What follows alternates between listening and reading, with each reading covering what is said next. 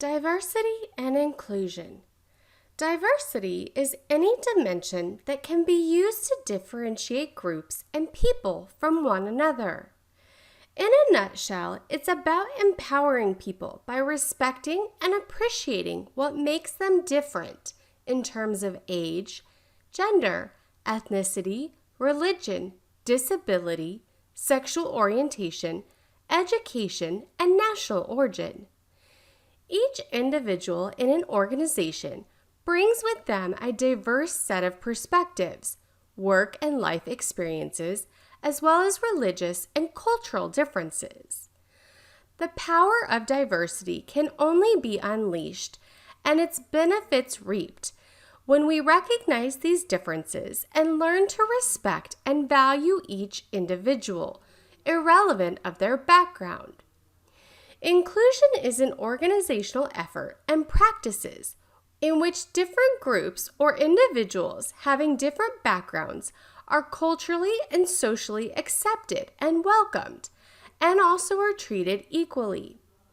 These differences could be self-evident, such as national origin, age, race and ethnicity, religion or belief, gender, marital status, and social economic status. Or they could be more inherent, such as educational background, training, individual experience, organizational tenure, or even personality, such as introverts versus extroverts. Inclusion is a sense of belonging. Inclusive culture makes people feel respected and valued for who they are as an individual or a group. People feel a level of supportive energy and commitment from others so that they can do their best. Advances in technology have caused individuals from all parts of the world and backgrounds to be more interconnected. Societies are more diverse than ever before. For example, the United States is 63% white, 18% Hispanic, 13% African American, 5% Asian, and 3% are multiracial. Sports are also more diverse than ever before. Sport and physical activity settings are not free from bias and anti-inclusive practices. Social economic status plays an important role in physical activity participation. The percentage of American adults who meet minimum physical activity guidelines is positively correlated with social economic status, meaning the more money you make, the more likely you are to engage in physical activity on a regular basis. Cultural competence, or the ability to provide high-quality health care within the context of a patient's race, ethnicity, language, religious beliefs, or behaviors, is an essential component of professional practice.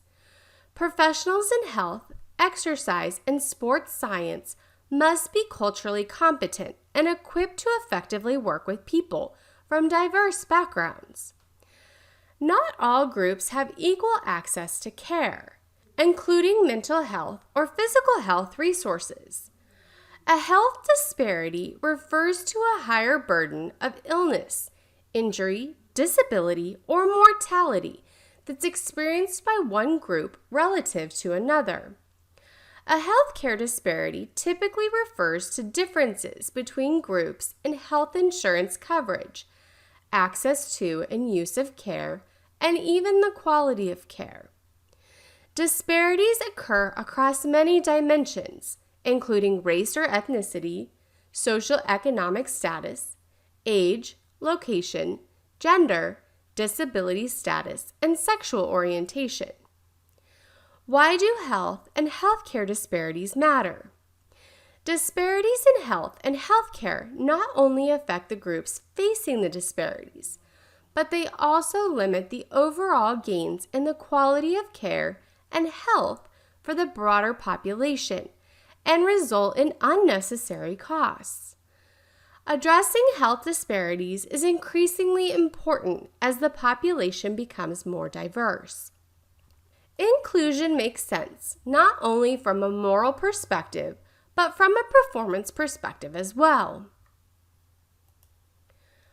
While groups of people representing different genders, races, or social economic statuses often differ in their characteristics, there are almost always more differences within a group than between groups. Discussing diversity issues may be difficult because they can be politically charged. The issues deal with power and the access to resources and influence, or the lack of power and access to resources and influence. There is a need to balance the respect for others' views with advocacy for social change. Becoming aware of our biases can help, especially our implicit biases. This is an important step in becoming a culturally competent professional. Thoughts and feelings are implicit if we are unaware of them or mistaken about their nature. We have a bias when, rather than being neutral, we have a preference for, or an aversion to, a person or a group of people. Thus, we use the term implicit bias to describe when we have attitudes towards people or associate stereotypes with them without our conscious knowledge. So why does this matter? Research has found that most of our actions occur without any conscious thoughts, allowing us to function in our extraordinarily complex world. This means, however, that our implicit biases often predict how we'll behave more accurately than our conscious values. Institutions and individuals can identify risk areas where our implicit bias may affect our behavior and our judgment. Instituting specific procedures of decision-making and encouraging people to be mindful of the risks of implicit bias can help us to avoid acting according to biases that are contrary to our conscious values and beliefs. As products of our culture, we acquire certain values, beliefs, and practices based on where we were raised and live. We exist in many different cultures, for example, the college we attend, ethnic or religious backgrounds, or sports teams we are on. Our cultural identities make each of us unique. Culture is more than a listing of characteristics. It involves power and privilege. Some groups are advantaged while others are oppressed. Acculturation is the socialization process in which an individual acquires the skills and qualities needed to be a member of one's own group. Acculturation is involving the attitudinal and behavioral changes associated with living in cultures that differ from one's own, or when one lives or works in a multicultural society where several cultures exist side by side. Diversity is the presence of socially meaningful differences among members of a dyad or a group. Diversity deals with differences or the lack of differences. Inclusion is the degree to which people feel free to express their individuated self and have a sense of connectedness and belonging. Cultural competence involves recognizing culturally biased differences, as well as interacting and working effectively with people from cultures different than your own. It deals with action and advocacy. There are 3 key components to cultural competence: cultural awareness, cultural knowledge, and cultural skills. Cultural competence involves understanding one's implicit biases or blind spots. As we think of working with different individuals, it is important that we practice the skills of cultural competence. In order to do that, we may want to begin to examine different areas. The onus is on the practitioner and researcher possibly to seek out an understanding of the cultural other, partly in advance of the consultation and partly through an open exchange with the client. This should include astute observation for confirmation of what ought to be appropriate cultural practices. Some other things to consider might be the following questions. What constitutes appropriate use of physical space between people during formal and informal conversations? Have you ever felt like someone was too close to you, that they kind of got in your bubble? This is cultural. Some people are very comfortable being close, while others prefer a little distance. Whether time is regarded in terms of a clock or an event. Whether the university education, life education, or both types of learning are regarded as credible and valued. What are the eating practices? Are there specific foods or ways of eating that are unique to this group? Is there an appropriate form of dress? What are the views of gender definition, and do they exist on a continuum? The practice of sustained or averted eye contact. In some cultures, making eye contact is considered extremely rude, especially if the person you're making eye contact with is older than you. It's a sign of disrespect. Where a group resides in terms of individualism and collectivism, and also how often one should speak or listen within a conversation. This may be contingent upon the nature of the discussion and one's place within the discussion. Sport is widely seen as an arena in which highly stereotypical views are held regarding what it means to be masculine or feminine. One of the most difficult issues in relation to defining gender ethics is that it often gets confused with sex.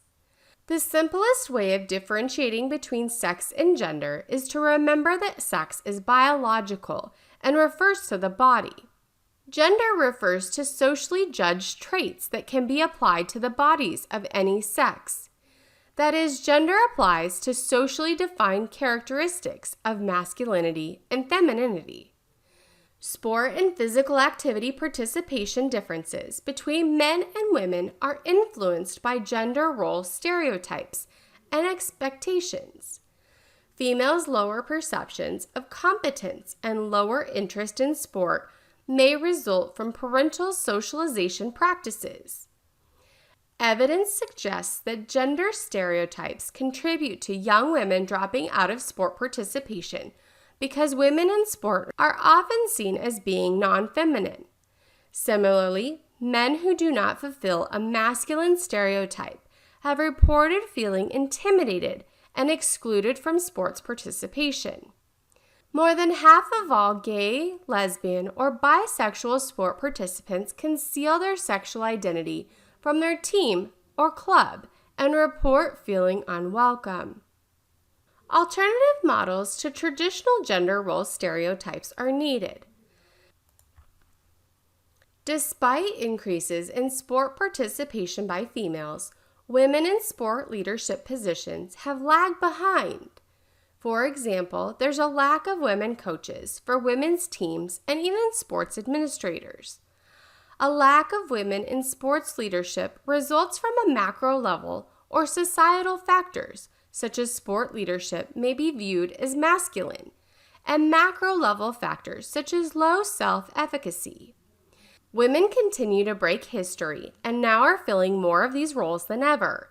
Women have continued to work hard and gain ground in this fight to gain more leadership positions. For the first time in Super Bowl history, 3 female athletic trainers were on the sidelines providing health care to players. Julie Freimeyer and Tiffany Morton work for the Kansas City Chiefs, and Laura McCabe works with the San Francisco 49ers. All 3 ladies stood ready while an estimated 102 million people watched the Super Bowl. We now see women in coaching positions at the professional level too. 49ers coach Katie Sowers is the first openly gay and first female coach in Super Bowl history. The offensive assistant helped propel an offensive attack that was second in rushing and second in points during the regular season. Sexual prejudice refers to negative attitudes towards an individual because of their sexual orientation. Some of the most severe incidents of discrimination and prejudice in sport and physical activity put lesbian, gay, bisexual, and transgender community members at risk. Prejudice is often based on sexual stereotypes about specific groups. So how can we combat sexual prejudice? We can develop policies that make it clear that discrimination will not be tolerated. These policies should address how complaints are managed and what disciplinary action will result from policy violations. We should provide educational training that addresses topics such as heterosexism, homonegativism, and transgender prejudice. We can break the silence relative to the use of sexist language and eliminate both blatant and more subtle sexist language if we pay close attention. People with disabilities experience vast physical, psychological, and social benefits from participating in sport and exercise. Special Olympics participation not only positively influences the athletes involved, but also their families. Benefits of disability sport and physical activity include increased perceptions of competence, increased self-efficacy, and improved self-esteem. These are just some of the barriers that may exist for individuals with disability regarding sport participation. Individual barriers may include the disability itself, a fear of falling, and pain. There are social barriers, dependence on others, lack of equipment, and sometimes an attitude that exercise is harmful. Environmental barriers may also occur, such as limited space or lack of accessible facilities. The psychological needs, motives, characteristics, and mental approaches taken by elite athletes with disabilities are psychologically more similar than different from those of their counterparts without disabilities. Paralympians and other elite athletes with disabilities should be recognized for their capabilities rather than for their limitations. Exercise and physical activity has an effect on individuals with developmental disabilities as well. This could include disabilities such as attentional deficit or hyperactive disorder, and also disorders on the autism spectrum. Acute and chronic physical activity show benefits such as greater attentiveness and sustained attention, decreased impulsivity, decreased moodiness, decreased stereotypical mannerisms such as jerking forward or backward rocking, and improved classroom behaviors among individuals with developmental disabilities. Physical activity might play an important role in helping youth with developmental disabilities better function both cognitively and socially. By making sport more inclusive and open for people with intellectual and physical disabilities, physical activity programs have been shown to result in a variety of psychological benefits. Increased public awareness and education on the importance of sport and physical activity has been important for these participants.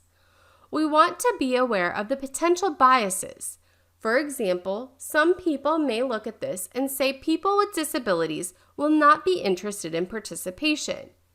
While that may not be true, we can think creatively to overcome potential barriers that may block people with disabilities from participation. Acculturation is a complex process in which the athlete is living in two worlds, trying to maintain some aspects of their original culture while fitting into and adapting to a new culture. Acculturation not only involves adapting to a new sport or team environment, but also to wider daily life issues. This could include athletes from different parts of the world who cross borders to play on elite amateur and professional sports teams in countries that are different from their own. Athletes adjusting to a new culture face a variety of challenges, such as learning a new language, dealing with loneliness and loss, and adjusting to new styles of coaching or play.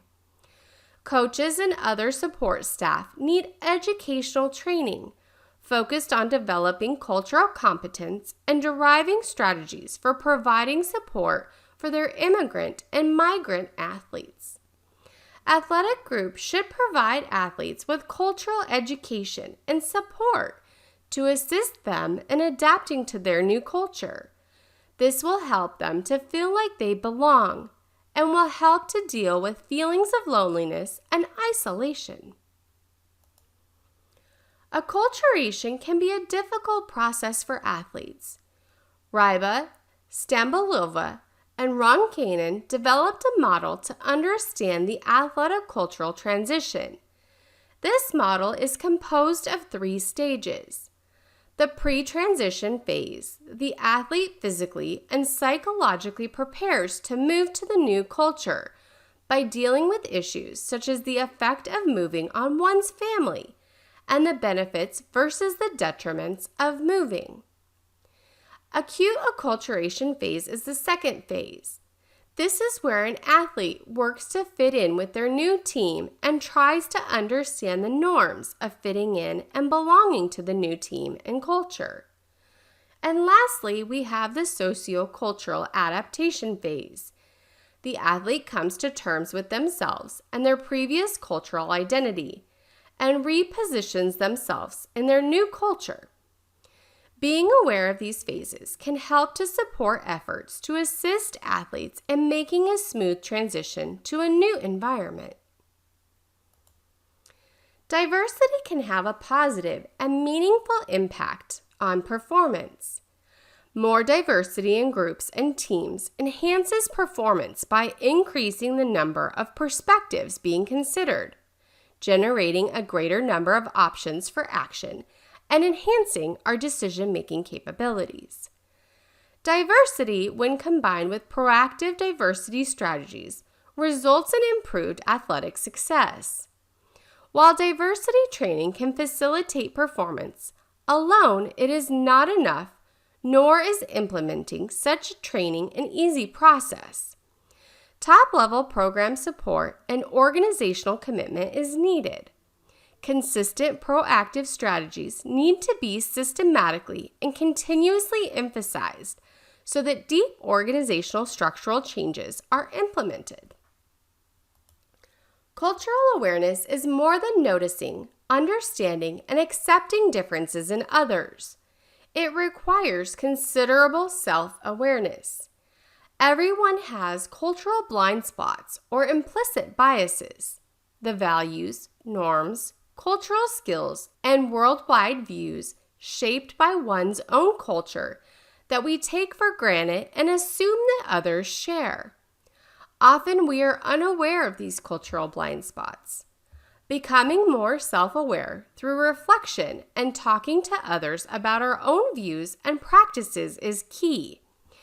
Engage in communication practices that are effective for the culture one works with. For example, is a handshake or a bow most appropriate for a greeting? Learn about the cultures you are entering by reading, talking to insiders from that culture, and carefully observing. Be self and situationally aware.